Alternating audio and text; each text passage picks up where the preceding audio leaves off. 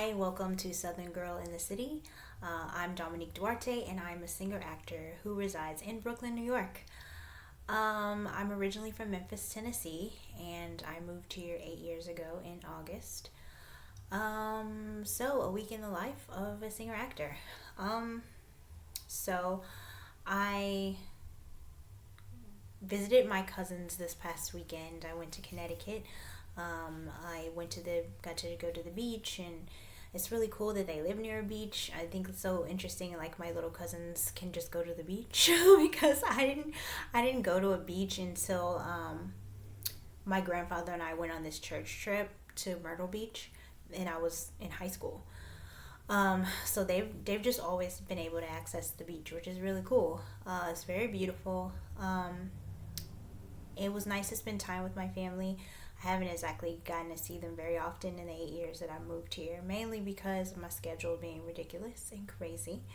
Um, but it was really great to see them. It's nice to kind of build a relationship with my little cousins. And then on Monday, I worked the Met Gala, the opening show for their season. I worked the gala. I was one of the catering banquet servers for their party. And then on Tuesday, I I feel like I can't remember what I did. It's so crazy how I can have one week and I just cannot remember all the things that I did because it was so many things. Okay, what did I do? I know I worked. I'm sorry, I may have to check my planner. Let's just go to Wednesday. On Wednesday, oh, I know what I did on Tuesday. Okay, so on Tuesday, I worked at the Tribeca Rooftop. I got hired at that job a couple weeks ago, and this was my first shift working with them. I gotta say, they were organized. Like, they were the most organized catering event that I have worked to date. I think working for them will be really great. um, I just thought that everything was just, it was spot on. And I was like, okay. And the fact that they even are giving me training because none of these other companies gave me training, really. Um, so it's nice to have the training. And on Thursday, I now understand what just happened. Okay, so Tuesday I work at Tribeca. Wednesday I had scheduled a hair appointment because I had booked a commercial for a major company. I booked that commercial and I was shooting it Thursday evening. When I'm in the chair, welcome to acting life. When I'm in the chair while she's doing my hair, I get a message saying, I literally signed the contracts and everything. And then I get a message from the production company saying, hey, the client has decided to go in a different direction. Basically, I got fired from my part from the commercial. But they did say, hey, we also need extras. Would you be willing to come in for that? So I ended up on Thursday shooting the commercial. Um, I just didn't, and I just didn't have the role anymore. But even as an extra, though, they did give me like a little like featured extra, so that was kind of cool. I don't think that part would be cut out because the main character in the commercial, one of the main characters in the commercial, he had lines during that point, and I was supposed to be rolling my eyes at him. And it was so funny, like. They kept complimenting how good of an eye roll I gave, but basically I was supposed to be annoyed with him, and so everyone else is doing business, the extras, but my business is to look at him, wait for him to see me, to call me, because we were waiting in a doctor's office, waiting for him to call me, and then I roll my eyes because he looks past me, and then I look at my watch. And I had to do it so many times. But they were like, you did such a great job. So I'm like, okay, I know I'm a good actress. Like, I know that I can do this and I can do a good job. They were a really professional company, by the way. So here's the thing with commercials, is interesting. So I've been auditioning for TV film projects since March of 2022. And I have booked background work. I've booked feature, and now I've booked a feature film. I have been called back for feature films. I've booked short films as well. But me and commercials, it's been a struggle. Um, the very first commercial I actually auditioned for was when I had an agent a really long time ago, like 2018. And I remember that commercial. I remember that we had to do a little bit of improv, and it was interesting because we were supposed to be a family, like an interracial family. Um, I so here's the thing I'm learning about TV and film, particularly commercials. So the very within the last 2 years, I had gotten called back for a national commercial to play a mom in a Thanksgiving type commercial for like a grocery store. And the casting director contacts me. She tells me she likes my look. She asked me to send the self-tape. I sent the self-tape. She loved it. She said she'd send it to the producers. And if it wasn't the producers, I'm not sure exactly who. Maybe it was the client. Because you have to remember that when you're shooting a commercial, you are working for the production company, but the client is the one that needs to be happy with the people you're choosing, because they're the ones who are spending the money to make the commercial. And they want to make sure that they're using someone who's going to sell their product well. So sometimes, to be frank, commercials have nothing to do with talent. It's everything to do with your appearance. And so lately, whenever I look at calls for things, I have been seeing that people want someone who looks racially ambiguous. It's been a big thing. Like for the last 2 years, I've seen, I would say, a third of the auditions that I look at, maybe more than a third, will say racially ambiguous. Here's the thing. If you're a black actress and you look black, this eliminates you and only you. Well, I would also say maybe it also eliminates people who are of maybe what descent.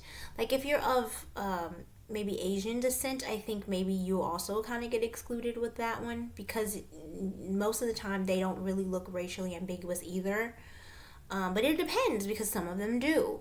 So, but if you are a black woman, and it doesn't even really matter what complexion you are, unless you, I guess, are a black woman who presents more like a mixed race, you kind of are eliminated from even auditioning, because they're saying they're looking for, I have seen it, white, racially ambiguous, Asian. They'll say everybody except for African descent.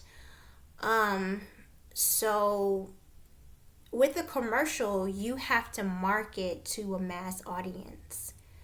And when you're marketing to a mass audience, your mass audience in America is going to be a white audience. So you need someone who presents more white still, even in 2024. Now there are commercials with black leads, but I do seem to notice most of the time they look mixed.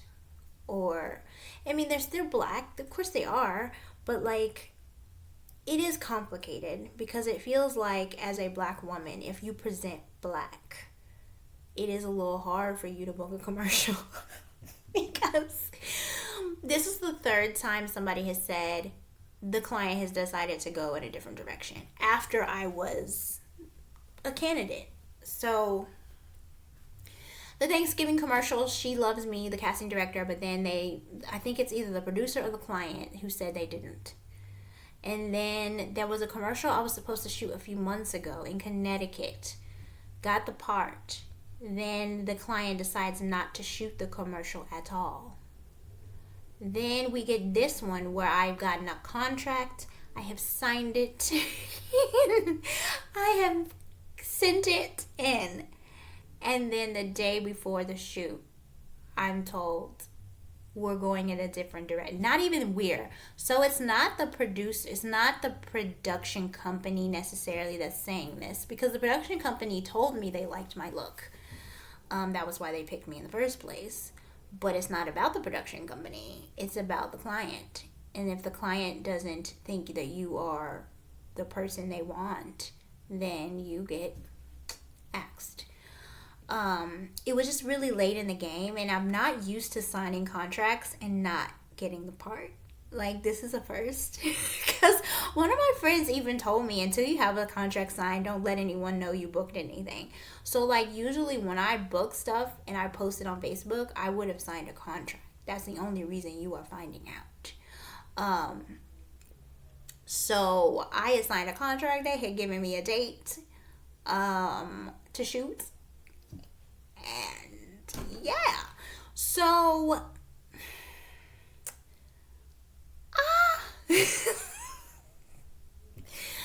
I'm just like, okay.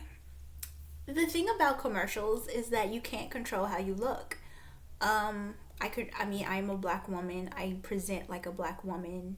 I don't look anything else. So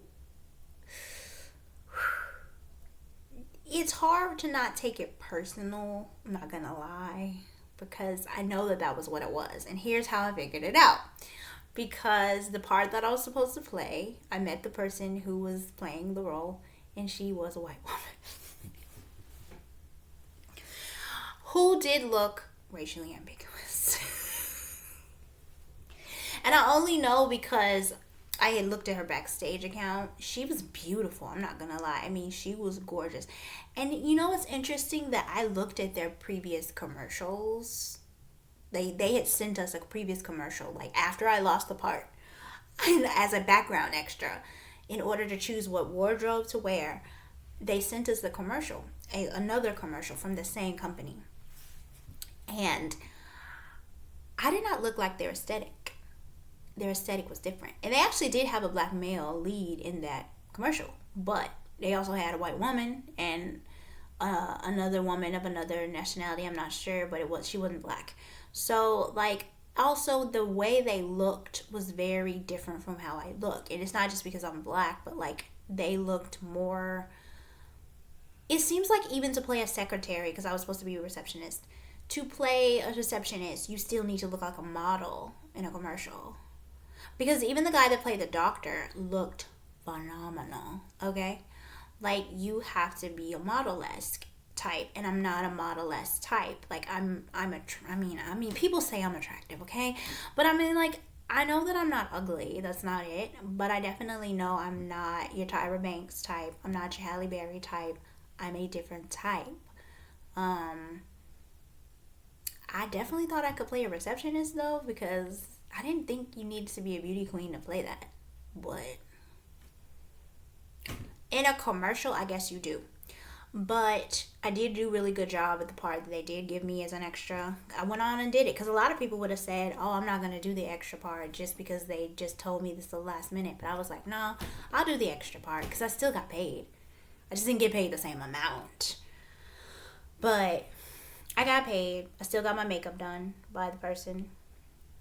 I had gotten my hair done for it.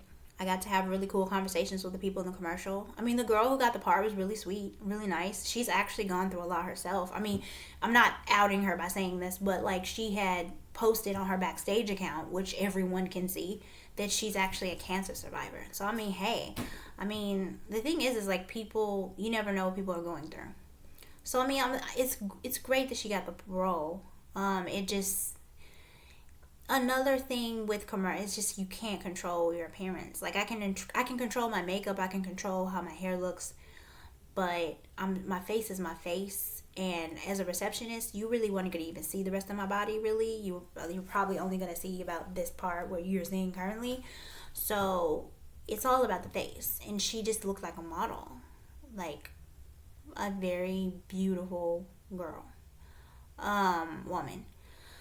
We're about the same age, I think, but sometimes that part of acting is a little challenging with the looks part, because it's just like, I'm not the ingenue type. sometimes it's a little hurtful.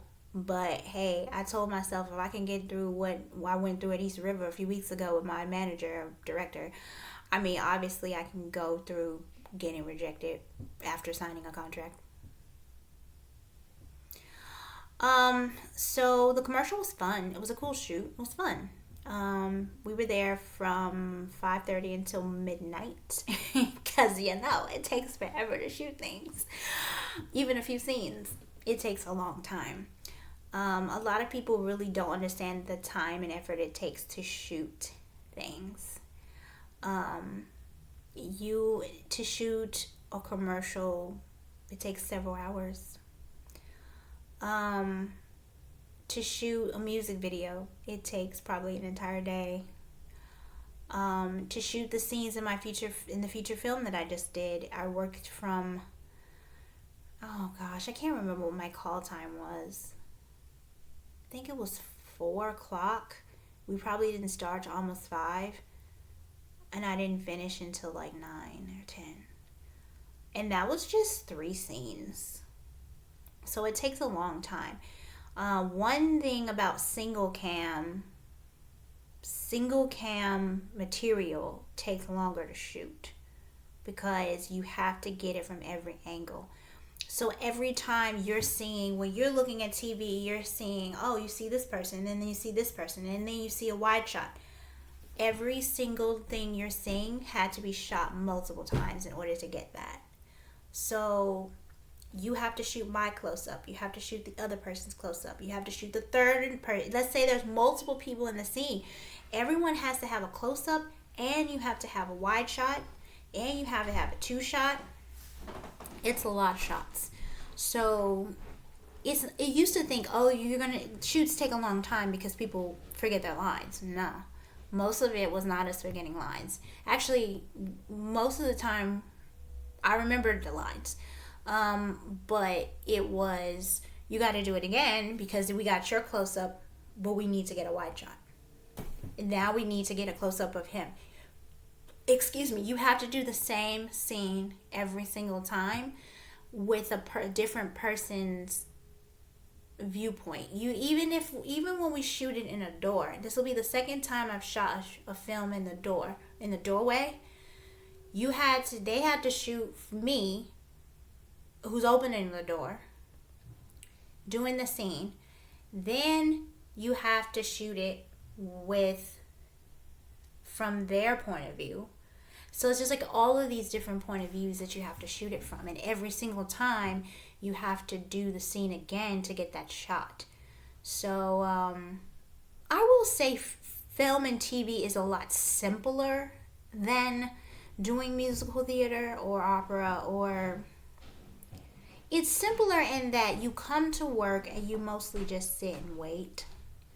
And when it's your turn, you do the lines, you say the lines, you come prepared with the lines.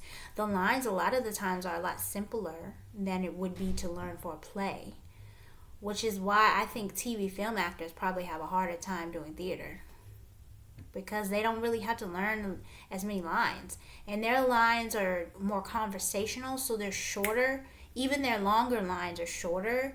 But if you look at a monologue from Shakespeare or a monologue from a modern play, it's very lengthy. And then you have to perform in front of an audience every night, and you're actually getting paid less money to do theater. You're doing 6 to 8 shows a week, but you're getting paid probably what some people get paid in one day to do TV and film, to do 8 shows a week. One thing I do like about being in theater is that when I'm in the show, let's say the rehearsals have finished and we are just performing, all you have to do is perform.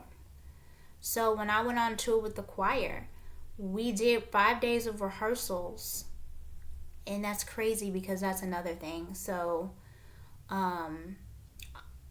this time last year, I was preparing to leave for St. Louis to begin rehearsals for the choir tour. We did rehearsals in St. Louis for 5 days, and then once we finished rehearsals, we got on the road and we started performing.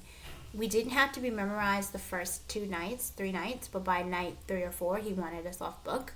So we ended up memorizing like a 90-minute concert. But because we had rehearsals for 5 days and that's all we did, like we had rehearsal from like 9 in the morning until like 9 at night with a couple of breaks in between. So technically, after that much rehearsal, you kind of started to pick up the memorization. I think the hardest part was memorizing the hymns that we had in there because those hymns had a lot of words. But yeah, that was cool because once we were on tour, I felt like I felt like I had a more consistent schedule than I probably had since I've been in New York City, because we did the same thing every day. Our bus time to get on the bus was about the same time every day. It was usually between 7 and 9 o'clock. We were on the road all day. We might take a break for lunch and then we go back on the road, get to the church venue or get to the venue, and then get all of the stuff off the bus, set it up, because we each had assignments. I was on hospitality, so we sold CDs after the concert. You set up your materials and then you get ready for the concert, and then we performed. When I've been in musicals and I wasn't on a tour, it's even simpler. Once the show is open, you just come to your call time, put on your makeup, put your costume on, and then go perform. So even though you are getting paid less than people in TV and film, I guess it takes less of your time once the show is open. Now, when you're in rehearsals for the show, it's pretty intense, because you're usually in rehearsals 6 days a week. And then the week of tech, you are in a lot of rehearsal.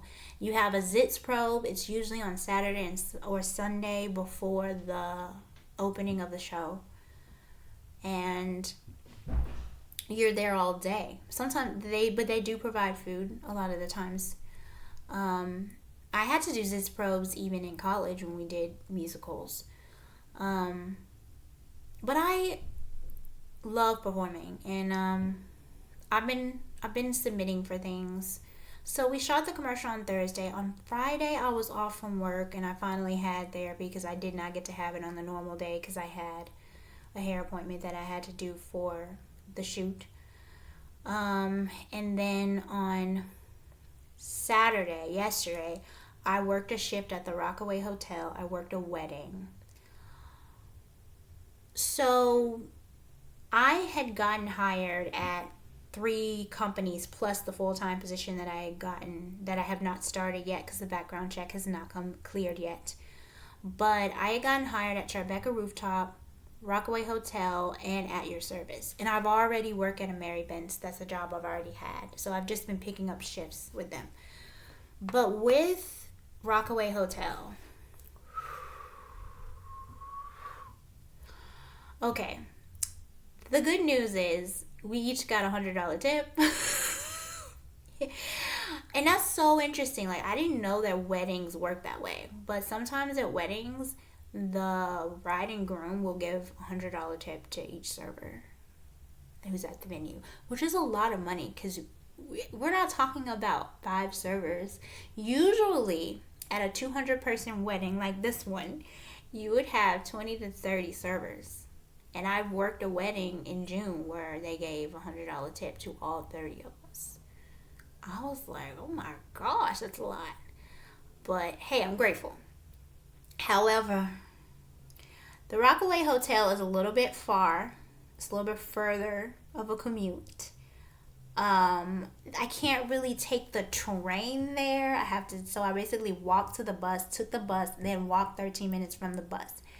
But we didn't get out of the shift until midnight, so I didn't know if the bus was running. So I ended up taking an Uber.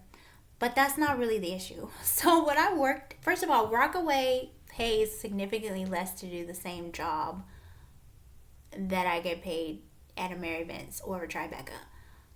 It's significantly less.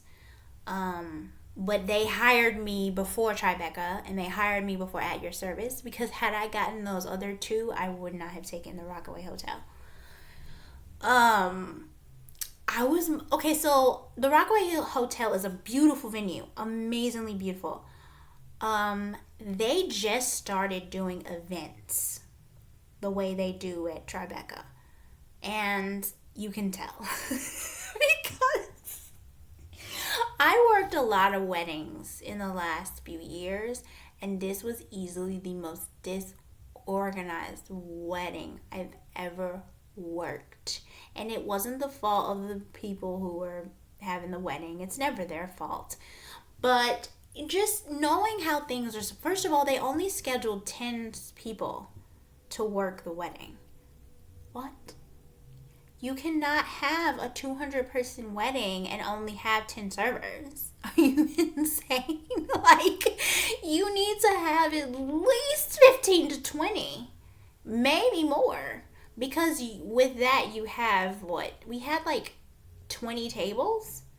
So that means because they only put us, they only had 10 of us, I had 4 tables.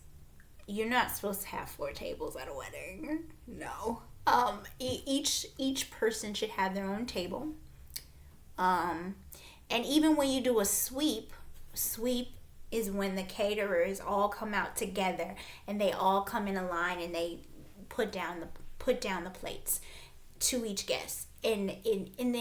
So let's say you are assigned a table, but if you do a sweep, it doesn't matter about your table assignment. You as a server have to line up in the kitchen, and you all line up together, and you go in a line, and you all take the plates to every single table.